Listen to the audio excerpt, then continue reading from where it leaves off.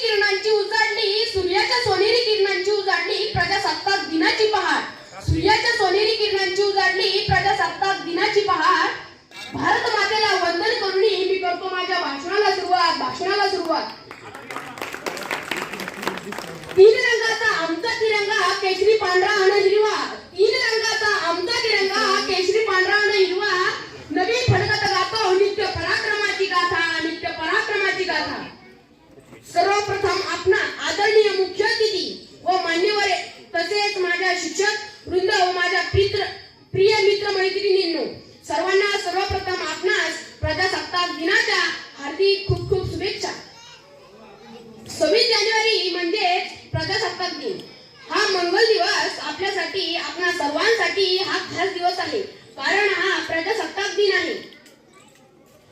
या दिवशी आपल्या भारताने 26 जानेवारी 1950 मध्ये आपल्या मसुदा समितीने हे संविधान स्वीकारले व ते खरोखर मध्ये अंमलात आणले. आपला तिरंगा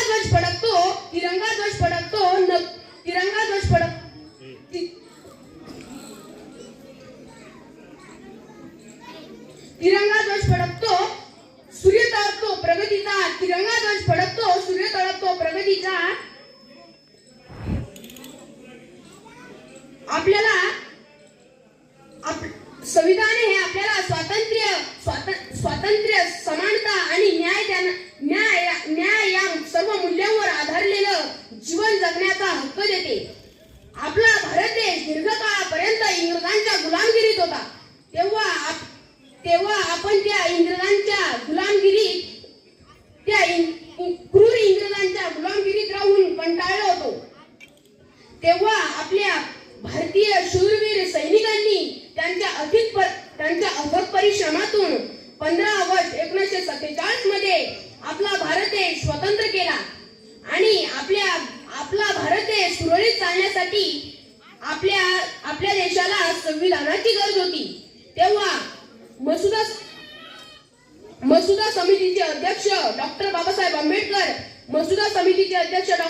आंबेडकर यांनी 2 वर्ष 11 महिने 18 दिवसानंतर आपल्या भारताचे संविधान तयार केले.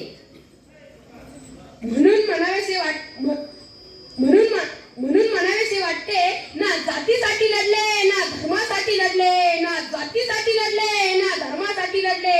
शूरवीर भारतीय फक्त देशासाठीच लढले. जय